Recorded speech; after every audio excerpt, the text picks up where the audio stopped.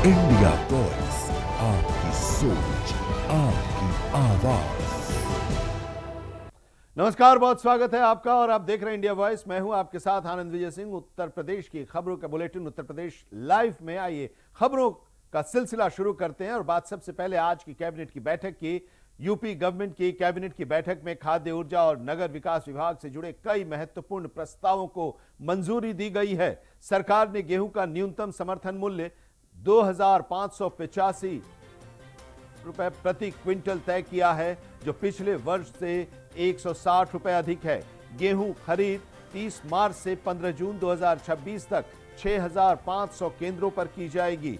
ऊर्जा के क्षेत्र में घाटमपुर पावर प्लांट के लिए कोल माइन विकास के लिए 2,242.90 करोड़ रुपए स्वीकृत हुए हैं। वहीं गोरखपुर में 20 मेगावाट का फ्लोटिंग सोलर प्लांट स्थापित किया जाएगा। नगर विकास के तहत नवयुग पालिका योजना को भी मंजूरी दी गई है, जो 58 जिला मुख्यालयों में लागू होगी। कैबिनेट की बैठक में 39 प्रस्ताव पेश किए गए, जिनमें से 37 प्रस्तावों को मंजूरी दे दी गई है। बैठक का सबसे बड़ा केंद्र बिंदु प्रदेश के किसान रहे। किसान ने आगामी रबी विपणन सत्र के लिए गेहूं खरीद की नीति स्पष्ट कर दी है, जिससे अन्नदाताओं की आय में सीधा इजाफा होगा। कृषि मंत्री सूर्य प्रताप शाही ने कैबिनेट की बैठक के बाद किसानों से जुड़े फैसले के बारे में जानकारी दी। रीयूज ट्रीटेड वाटर नीति तैयार की गई है। उक्त नीति में शहरी और ग्रामीण दोनों क्षेत्रों में घरों और व्यावसायिक उद्यमों में उत्सर्जित जलमल के सीवरेज ट्रीटमेंट प्लांट एवं फेकल रिसर्च ट्रीटमेंट प्लांट से शोधित जल के सुरक्षित पुनः उपयोग को बढ़ावा दिया जाना निहित है। प्रथम चरण में नगर पालिका उपयोग, सिविल निर्माण, बागवानी, सिंचाई आदि तथा द्वितीय चरण में औद्योगिक उपयोग, कृषि व जलीय और कृषि रेलवे बोगियों की धुलाई, तृतीय चरण में दोहरी पाइपलाइन प्रदान करके उपयोग किए गए जल की आपूर्ति करके गैर पेय घरेलू कार्यों में उपयोग किया जा सकेगा। ये एक बहुत बढ़िया, जिससे बहुत बड़े लाभ हैं, खास तौर से कि हर तरह से एक तो हमारा जो जल के ऊपर बहुत बड़े लोगों ने स्कूप लिखे कि क्या होगा 20 साल बाद, क्या होगा 30 साल, तो उसका तमाम तरीके से जल निकायों को प्रदूषण कम होगा, दूषित जल के स्थान पर उपचारित जल का उपयोग होगा तथा जन स्वास्थ्य पर अनुकूल प्रभाव पड़ेगा। ये लाभ है। पर्यावरणीय लाभ, मानव अपशिष्ट प्रदूषण से सतही जल निकायों और भूजल के प्रदूषण को कम किया जा सकेगा। उपयोग किए गए जल को एक संसाधन मानकर जल के उपचार के फलस्वरूप राजस्व का स्रोत खुलेगा। साथ ही खाद्य सुरक्षा एवं हरित रोजगार प्रदान किया जा सकेगा। नवाचार और तकनीकी उन्नति, जल उपचार में तकनीकी एवं नवाचारों के प्रयोग से बहुउद्देशीय प्रभाव होगा। तो कुल मिलाकर पीने के अतिरिक्त और हर जगह इस पानी का इस्तेमाल हो सके। ट्रीटेड वाटर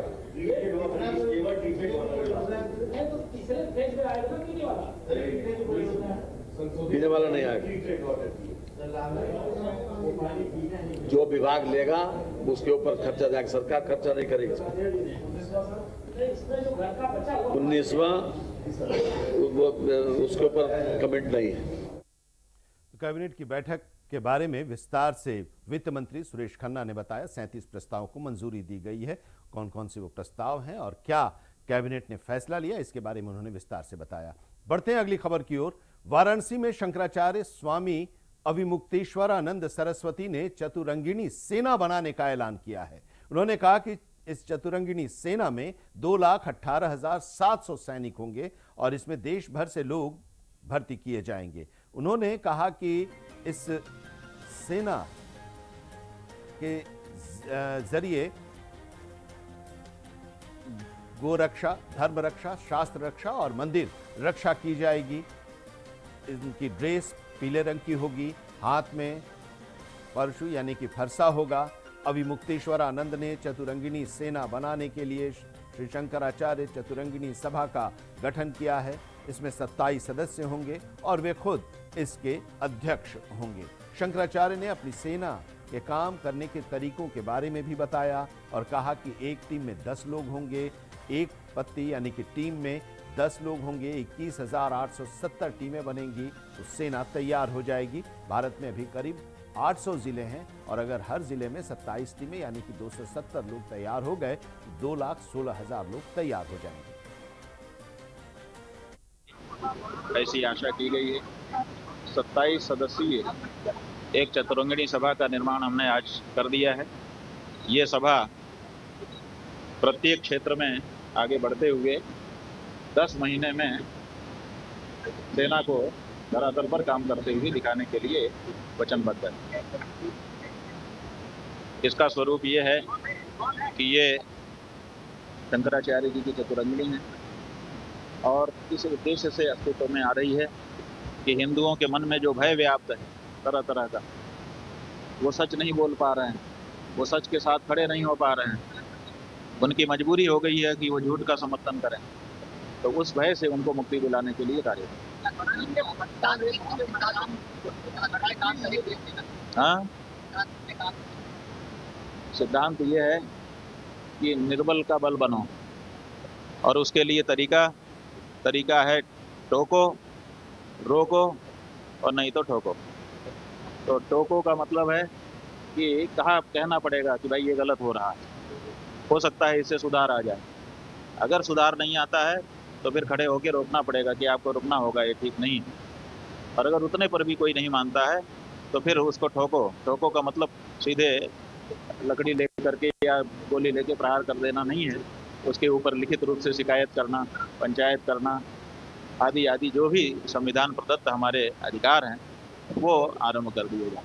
तो ये हमारा तरीका होगा, टोको, रोको, ठोको।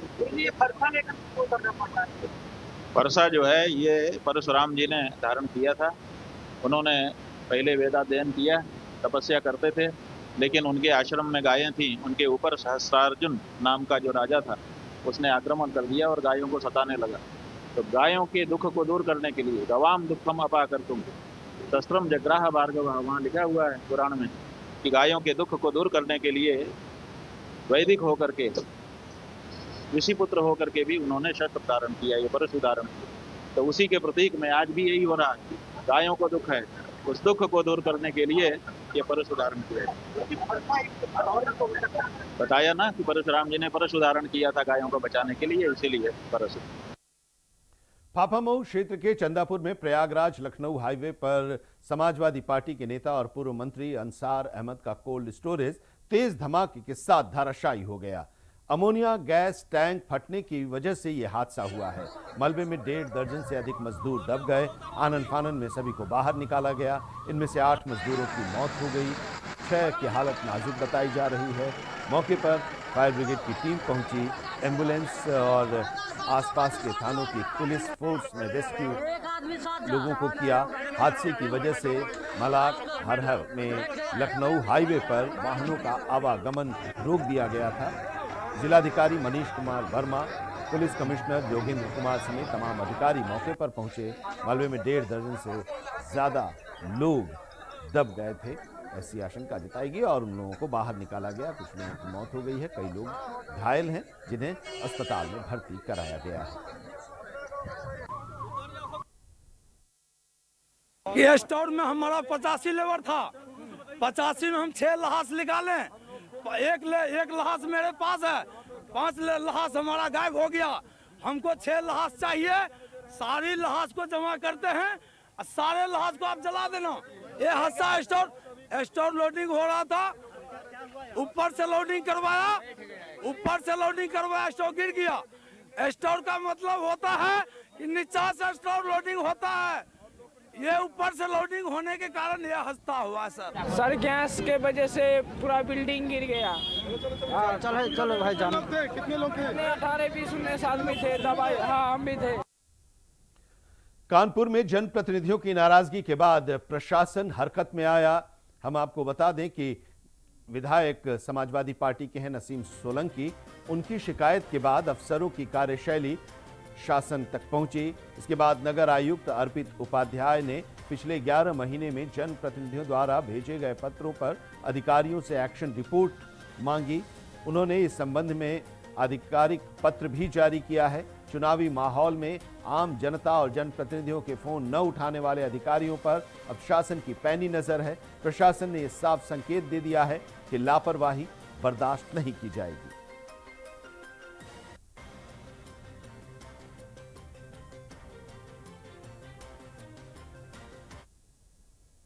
लखनऊ में डॉक्टर राम मनोहर लोहिया की जयंती पर अखिलेश यादव लोहिया पार्क पहुंचे। उनकी प्रतिमा पर माल्यार्पण कर अपनी श्रद्धांजलि अर्पित की। इस दौरान उन्होंने जातीय जनगणना को लेकर केंद्र सरकार पर निशाना भी साधा और कहा कि सेंसस के विज्ञापन से जाति का कॉलम गायब किया जा रहा है। उन्होंने कहा कि पिछड़ों और दलितों को उनका हक मिलना चाहिए और आबादी के आधार पर लाभ दिया जाना चाहिए।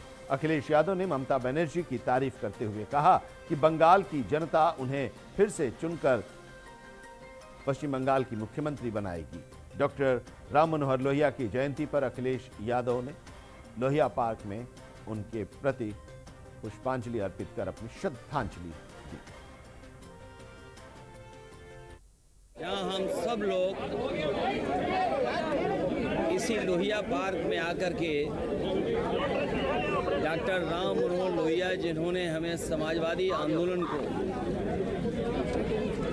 और गरीब, पिछड़े, दलित, अल्पसंख्यक, मुसलमान, आदिवासी उनको हक सम्मान दिलाने के लिए जहां समाजवादी आंदोलन हम लोगों को दिया है, आज हम सब लोग डॉक्टर राम मनोहर लोहिया जी को याद करने आते हैं। जहां उन्हें हम याद कर रहे हैं, वहीं भगत सिंह, राजगुरु और सुखदेव, जिन्होंने देश की आज़ादी को दिलाने के लिए फांसी का फंदा चूम लिया था, उन्हें भी हम लोग याद करते हैं। जहां सरदार भगत सिंह समाजवादी थे, वहीं आज़ादी के बाद देश खुशहाली और तरक्की के रास्ते पर जाए, उसके लिए डॉक्टर राम मनोहर लोहिया ने बाबा साहब भीमराव अम्बेडकर जी का दिया हुआ संविधान के तहत हमें समाजवादी सोच, समाजवादी विचार, समाजवादी सिद्धांत दिए। और आज भी हम इस बात को दोहराते हैं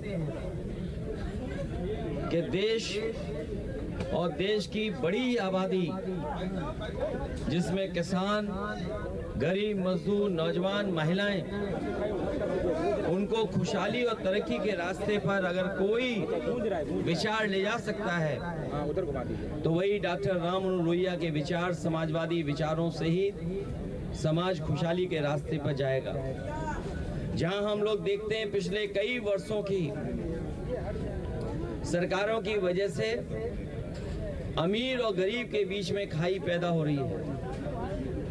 उस खाई को पाटने के लिए समाजवादी विचारधारा के अलावा कोई दूसरा रास्ता नहीं है।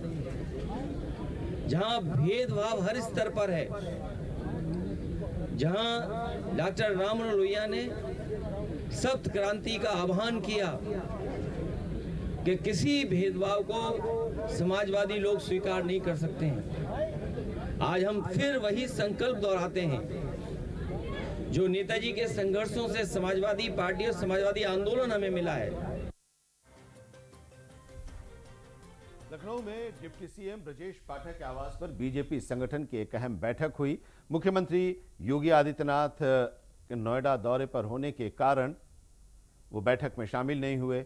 उनकी गैर मौजूदगी में ये बैठक का आयोजन किया गया, जिसमें डिप्टी सीएम केशव प्रसाद मौर्य सहित तमाम वरिष्ठ नेता भी मौजूद थे। और इस बैठक में खास बात यह रही कि योगी सरकार के 9 साल में पहली बार संगठन की बैठक हुई, जबकि पहले ये बैठक 5 कालिदास मार्ग या बीजेपी मुख्यालय में होती थी।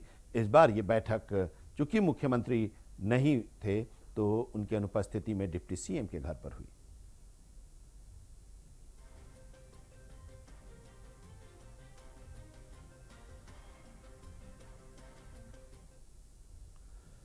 भारतीय जनता पार्टी के लखनऊ महानगर की नई कार्यकारिणी की घोषणा कर दी गई है। प्रदेश अध्यक्ष पंकज चौधरी की संस्तुति पर महानगर अध्यक्ष आनंद द्विवेदी ने टीम घोषित की। इसमें 3 महामंत्री, 8 उपाध्यक्ष और कुल 45 से अधिक पदाधिकारी शामिल हैं। इस संगठन में विभिन्न पदों पर नई जिम्मेदारियां दी गई हैं, जिनमें मीडिया, आईटी और सोशल मीडिया विभाग भी शामिल है। नई टीम का लक्ष्य संगठन को मजबूत करना और आगामी विधानसभा चुनाव के लिए रणनीति को धार देना है।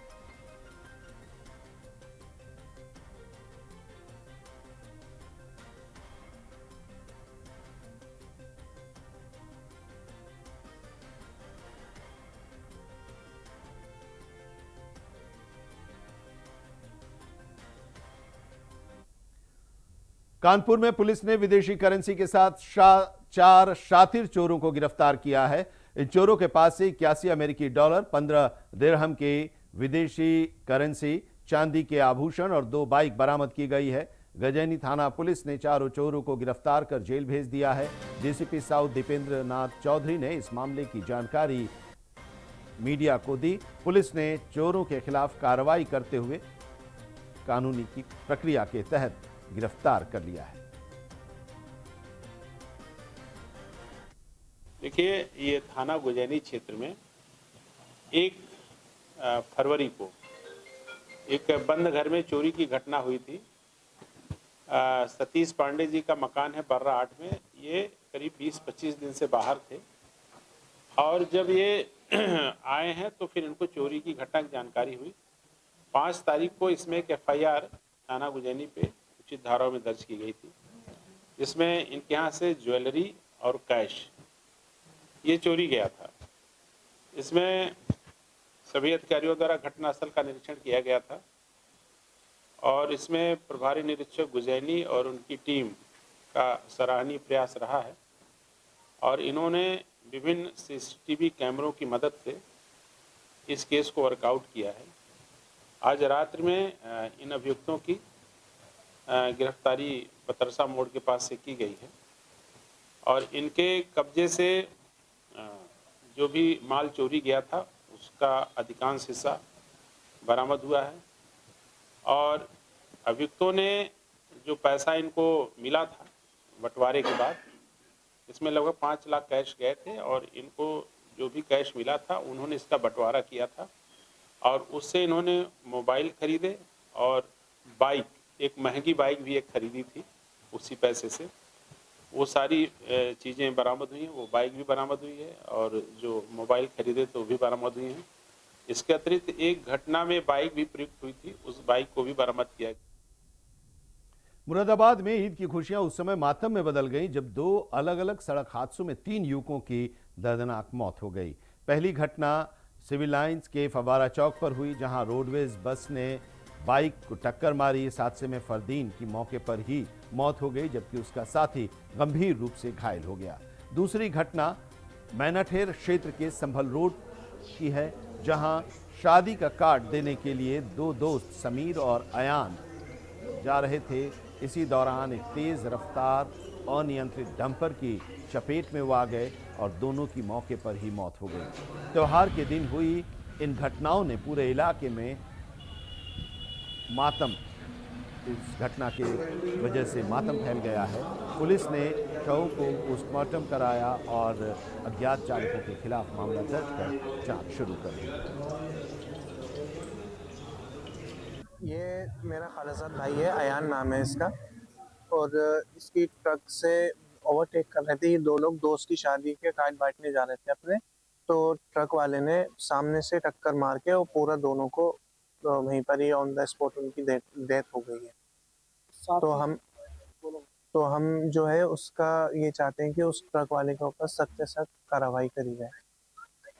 इसमें हॉस्पिटल में इलाज के लिए ले गए, मौत हुई या ऑन द स्पॉट ही हो गई थी, क्योंकि पूरा चेहरा वगैरह पूरा एक तरफ का पूरा गायब हो गया था।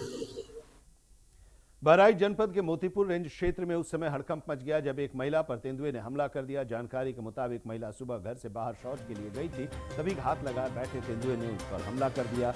महिला के शोर मचाने पर आसपास के लोग पहुंचे। तेंदुआ जंगल की ओर भाग गया। गंभीर रूप से घायल महिला को सामुदायिक स्वास्थ्य केंद्र मोतीपुर में भर्ती कराया गया, जहां उसका इलाज चल रहा है। इस घटना के बाद से इलाके में दहशत का माहौल है।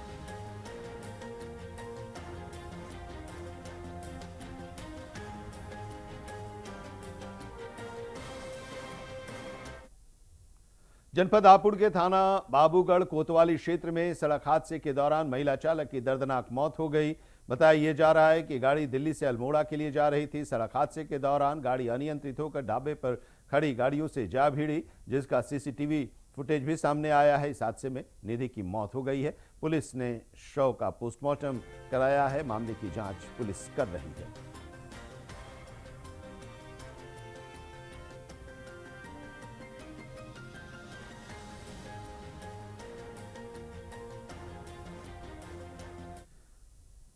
और खबर उत्तर प्रदेश के हापुड़ से, जहां धौलाना थाना क्षेत्र के यूपीएसआईडीसी में एक कूलर बनाने वाली फैक्ट्री में अज्ञात कारणों से भीषण आग लग गई। आग की सूचना मिलने के बाद फायर ब्रिगेड की टीम पहुंची। आधा दर्जन दमकल की गाड़ियां वहां पर पहुंची और काफ़ी मशक्कत के बाद आग पर काबू पाया जा सका। स्थानीय पुलिस भी वहां पर पहुंची। ये सुबह करीब 8:30 बजे की घटना है, जब कूलर की घास बनाने वाली फैक्ट्री में आग लग गई। आग कैसे लगी अभी ये साफ नहीं हो पाया है। इंस्पेक्टर धौलाना अवनीश शर्मा ने बताया कि फायर ब्रिगेड ने करीब 90% आग पर, जो आग थी उसे काफ़ी मशक्कत के बाद फायर ब्रिगेड की टीम ने आग पर काबू पाया और इस अग्निकांड में कोई जनहानि नहीं हुआ। हालांकि लाखों रुपए के नुकसान की आशंका जताई जा रही है। आग कैसे लगी अभी ये साफ नहीं हो पाया है, इसकी जांच चल रही है।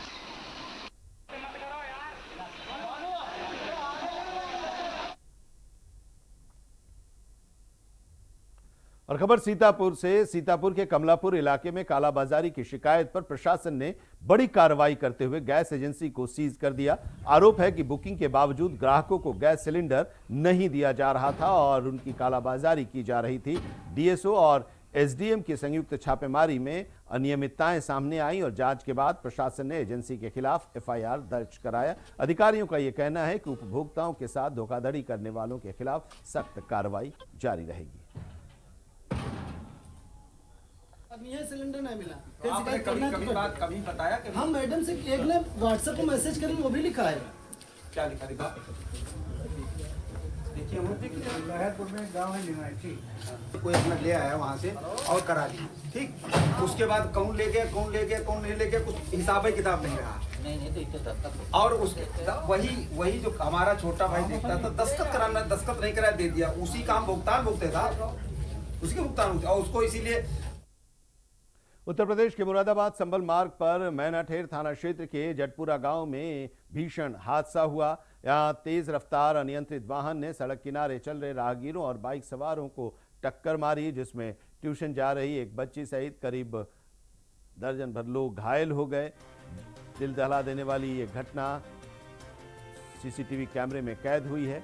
इसका वीडियो सोशल मीडिया पर तेजी से वायरल भी हो रहा है। वीडियो में वाहन के भीतर क्षमता से अधिक लोग सवार दिखाई दे रहे हैं। फिलहाल पुलिस ने सीसीटीवी फुटेज के आधार पर अपनी जांच शुरू कर दी है।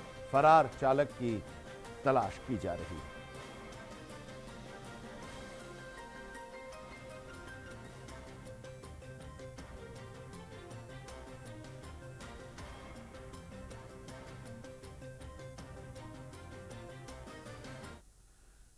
और फिलहाल इस बुलेटिन में इतना ही, लेकिन देश और दुनिया की तमाम अहम खबरों के लिए आप देखते रहिए इंडिया वॉइस।